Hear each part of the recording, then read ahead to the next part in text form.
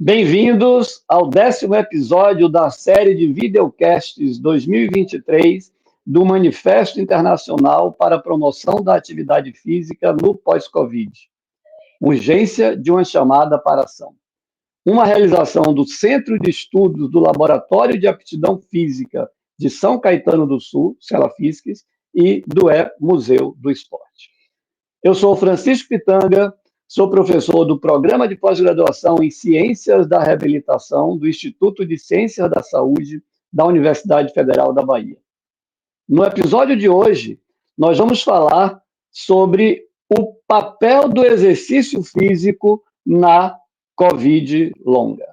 Quem conversa conosco é Bruno Gualano, que tem graduação e doutorado pela Escola de Educação Física e Esportes da USP e pós-doutorado em Ciências pela Faculdade de Medicina, também da USP, Universidade do Estado de São Paulo.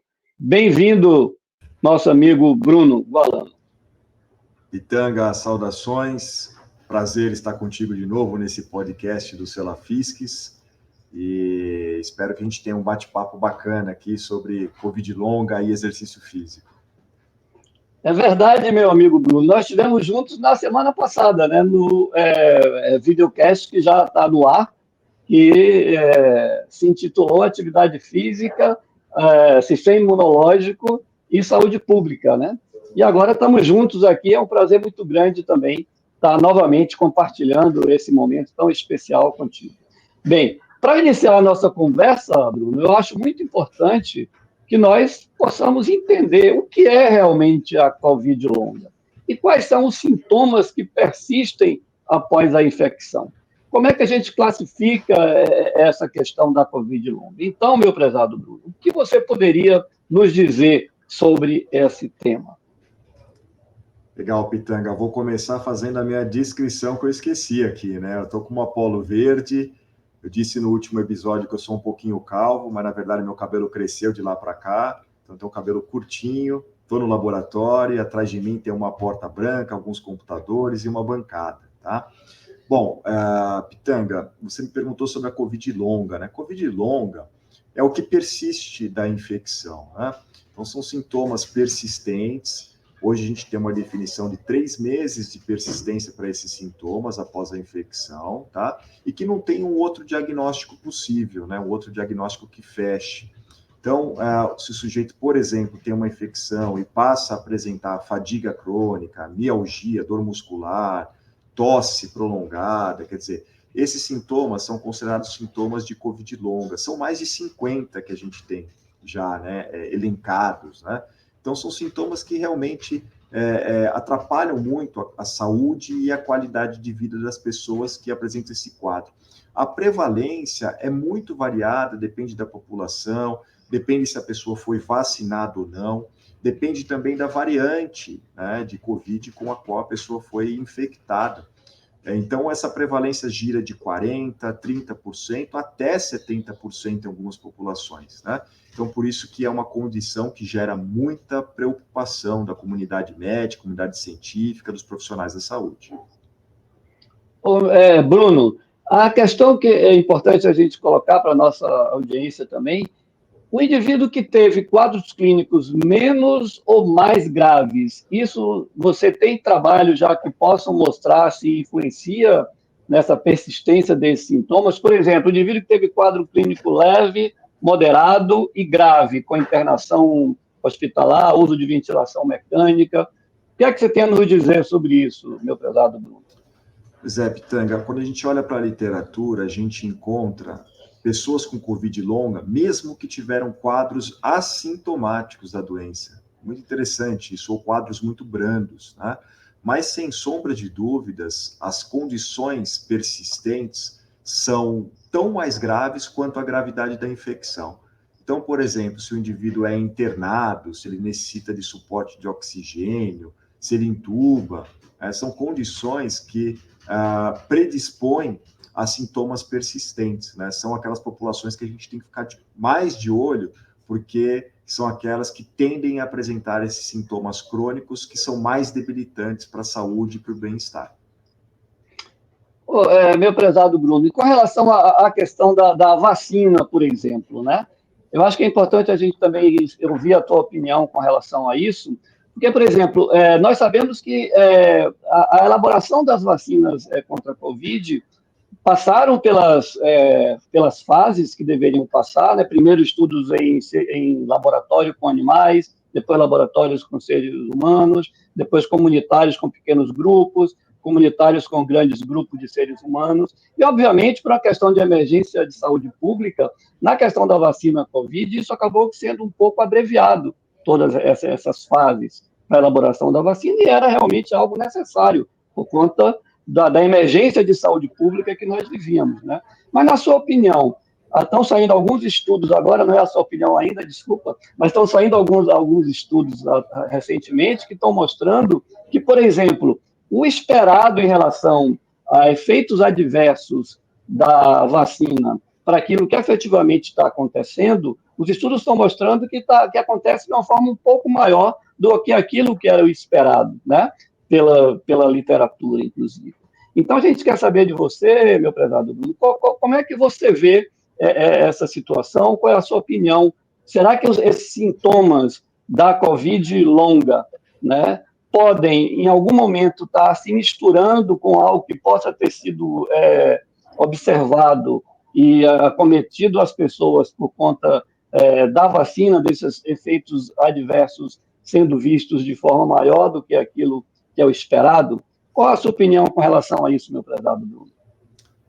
Pois é, Pitanga. Eu acho que assim, a gente tem que deixar muito claro que, primeiro, que as vacinas que nós temos hoje à disposição e que tínhamos à disposição quando nós tomamos as primeiras doses, não eram experimentais, como muita gente disse, né? Você bem disse, né? A gente encurtou o período de testagem, né? Com fases pré-clínicas, depois estudos de fase 1, fase 2, que foram combinados, até fase 3, até chegar nos estudos de fase 4, que eram os estudos que a gente chama de efetividade, de mundo real, né? É completamente natural, veja, que a gente encontre mais casos de eventos adversos nesses estudos que nós estamos agora, né? As pessoas não sabem, mas os estudos continuam acontecendo. São os chamados estudos de mundo real, de efetividade, né? Por quê? Porque a gente sai de uma escala de milhares de participantes, tá? E passa para uma escala de milhões de pessoas que estão sendo vacinadas. Então, eventos adversos que são raros, que não eram vistos nos estudos de eficácia, passam a ser vistos nesses estudos de mundo real, nesses estudos de efetividade. Mas todos os balanços que existem, é bom que isso fique bastante claro, indicam que a vacina é protetora contra diversos eventos adversos, né? Miocardite, tromboembolismo e etc. Né? A vacina versus a infecção, né? A vacina obviamente confere vantagem, né? E por isso que ela continua sendo recomendada para a população. Quando a gente pensa em Covid longa, já existem estudos que indicam que indivíduos vacinados apresentam uma menor predisposição a Covid longa. Então, é mais um motivo para as pessoas pensarem em se vacinar. Agora, nós temos novas variantes surgindo, né, variantes de preocupação, e, de novo, né, a vacinação é o principal escudo que nós temos contra Covid mais grave, infecções mais graves, e também contra a persistência de sintomas, ao que tudo indica. Muito bem, meu prezado Bruno. No episódio anterior, inclusive, a gente discutiu, né, sobre a importância da atividade física no fortalecimento do sistema imunológico para que nós evitássemos agravamento de quadro clínico, evitássemos internações hospitalares, né, por meio dessa prática mais, digamos assim, mais regular, e eu chamei até de agressiva da atividade física, né? E com relação à Covid longa, meu prezado Bruno, como é que você vê o papel ou a importância do exercício dentro desse contexto da Covid longa? Pitanga, a Covid longa é uma condição que é a condição da vez, digamos, né, que nos impõe diversos desafios e traz uma série de dúvidas, né? Os Estados Unidos, por exemplo, né, via NIH, que é o órgão que financia talvez mais pesadamente pesquisas na área de saúde nos Estados Unidos, eles colocaram mais de $1 bilhão, tá, em estudos com Covid longa, para tentar descobrir mecanismos, prevalência e também tratamentos, sobretudo tratamentos, né? Então, não tem sido fácil, porque a Covid longa, ela é bastante multifacetada, como a gente discutiu, né? São vários sintomas que caracterizam a Covid longa e a gente não sabe direito, né, quais são os fatores que predispõem a esses sintomas que são múltiplos, como eu disse. Bom, o que a gente pensou aqui no Brasil, né, com uma condição que é tão desafiadora como essa, né, e sem os recursos que os norte-americanos têm, né? Nós pensamos numa velha ferramenta que nós temos, que é o chamado exercício físico, né? Vamos estudar o exercício físico no contexto da Covid longa, por quê? Porque nós sabemos que em outras condições o exercício melhora a fadiga, melhora quadro, né, transtornos de humor, como ansiedade e depressão, que são sintomas ligados à Covid longa também.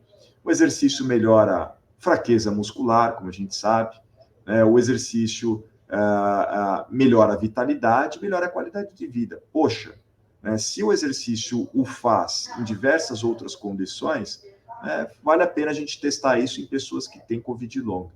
Então, a gente tem feito isso no laboratório, tá? Então, a gente já tem resultados preliminares publicados. Começamos com um único paciente grave, que teve Covid, ficou internado. Vimos que o exercício era seguro e promissor, tá? E aí a gente partiu para um ensaio clínico controlado, randomizado, ainda de pequeno porte, mas que confirmava para a gente que o exercício poderia ser uma ferramenta segura e que poderia ser uma ferramenta eficaz. E nesse sentido, Bruno, o que é que você teria a nos contar sobre esse estudo, esse trabalho que vocês publicaram, acho que com dados aí do laboratório que vocês estão à frente aí na USP de São Paulo? O que é que você teria a nos contar com relação a isso? Esse estudo foi um esforço muito grande do nosso grupo, foi liderado pelo professor Hamilton Rochel, aqui do nosso laboratório. O Igor foi o primeiro autor desse trabalho. E nesse trabalho, a gente selecionou os pacientes mais graves, tá? São pacientes que ficaram internados, né, em UTI, aqui no Hospital das Clínicas, da Faculdade de Medicina da USP. 50 pacientes. Esses pacientes foram alocados de uma maneira randômica, aleatória, em 2 grupos, tá?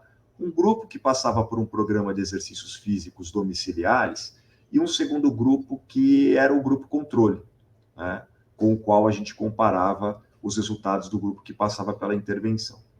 Pois bem, o nosso desfecho primário, quer dizer, aquela variável que a gente olhava, né, com mais interesse, que a gente gostaria que a intervenção alterasse, foi a qualidade de vida, tá? Então, a gente usou um questionário para isso e também avaliamos uma série de parâmetros funcionais, sintomas persistentes e dados de segurança, é claro, tá? O dado mais importante nosso, até por ser nosso desfecho primário, foi a qualidade de vida que melhorou nos pacientes que treinaram, tá? Então, vou falar rapidamente como é que foi esse exercício.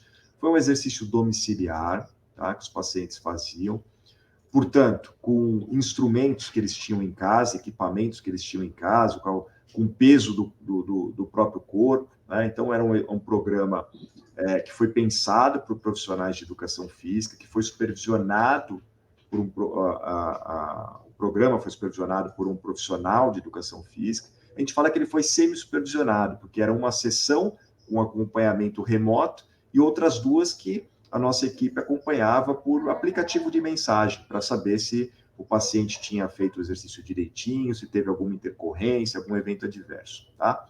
Esse foi basicamente o programa, tinha uma progressão pensada para isso, a gente monitorava, como eu disse, tá? E esses pacientes, em primeiro lugar, né, que era a nossa preocupação maior, se portaram muito bem, toleraram muito bem o esforço, tá? Não houve eventos adversos que pudessem ser associados com a prática desse programa de exercícios físicos.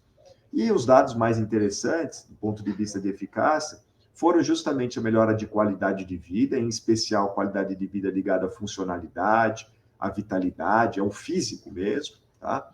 E nós observamos também importantes alterações na função, na composição corporal e nos sintomas persistentes, né? Lembrando que esses pacientes tinham, para entrar no estudo, persistência de sintomas, tá?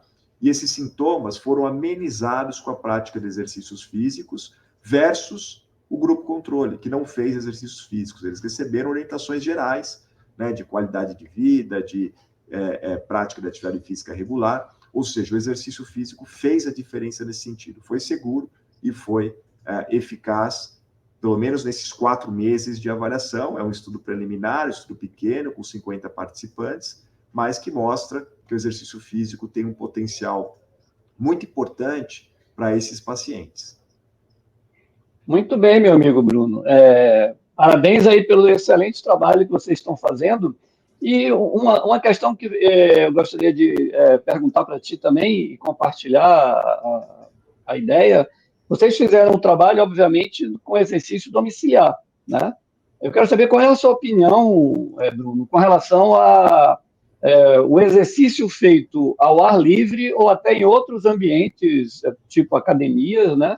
Nessa perspectiva da reabilitação no pós-Covid, né? Como é que você vê essa possibilidade? Você acha que esse trabalho deveria ser sistematicamente feito de forma domiciliar ou ele poderia ser expandido para outras formas de treinamento também, para que esses benefícios pudessem ser conseguidos pela população de forma geral? Pois é, Pitanga, eu acho que a gente tem que expandir as investigações, né? Eu acho que a atividade física, no geral, é uma ferramenta muito barata, né, em comparada a outras tantas que estão sendo estudadas aí no tratamento da Covid longa, tá? É escalável, como a gente fala, né? Quer dizer, a gente consegue levar para a população, ainda mais a gente que tem a sorte de contar com o SUS, né? Nós temos agente comunitário de saúde, profissionais de educação física, profissionais de saúde no geral, que podem levar a mensagem da prática regular de atividade física para a população. E, obviamente, a gente precisa de estudo, a gente precisa saber se, no mundo real, né, a ferramenta atividade física surte os mesmos benefícios. Tá? Eu sou promissor, eu sou otimista, perdão, em relação a isso, porque eu acho que é uma ferramenta muito promissora, por todos esses fatores que a gente elencou. Né? Do ponto de vista da saúde pública, vale a pena a gente colocar o nosso R$1 lá na atividade física, porque muito provavelmente ela vai trazer um benefício a pouco custo, a baixo custo. Né? Vale a pena, sim. Se a gente for ver, a gente tem agora pacientes saindo dos estudos que mostram que os pacientes com Covid longa, depois de 2 anos, gente, depois da infecção de 2 anos, ainda podem apresentar sintomas persistentes. Tá? Então, isso faz com que a gente pense realmente em ferramentas que sejam sustentáveis pelo longo prazo. Né? E a atividade física é uma ferramenta que se enquadra nesse perfil. Tá? Qual o tipo ideal, digamos, de atividade física, ao ar livre, supervisionada, não supervisionada? Infelizmente, nós não temos ainda respostas científicas para essas questões todas. A gente precisa de investimento, de estudo, né, para entender as vantagens e desvantagens de cada modelo, até do ponto de vista do participante. Né? Qual atividade física esses participantes toleram mais, quais as atividades físicas que levam a uma maior aderência. Isso é fundamental também, é uma questão comportamental muito importante. Falo aqui do lugar do fisiologista, né, que a gente olha para parâmetros mais duros, respostas biológicas e tal, mas as questões comportamentais a gente sabe que são fundamentais também. Né? Então a gente precisa dos cientistas sociais da atividade física, epidemiologistas, etc., para entenderem, né, como que a gente faz essa entrega da atividade física para as pessoas e as pessoas aderem em médio e longo prazo. Mas eu acho que, do ponto de vista aplicado, digamos, da saúde pública, né, a gente deveria investir em todas essas que você citou. Ar livre, não estruturada, quer dizer, academias da cidade, quer dizer, usar toda a nossa estrutura, né, de saúde pública, né, as nossas ferramentas que já existem, para explorar um pouquinho mais, né, dentro do SUS, na atenção básica e também na mais especializada, o potencial da atividade física para tratar esses pacientes. Que bom, meu prezado Bruno, que você pensa dessa forma. E, na verdade, né, realmente, a atividade física é uma ferramenta imprescindível, né, para que a gente possa minimizar os impactos daquilo que nós chamamos como a síndrome pós-Covid ou a Covid longa, né?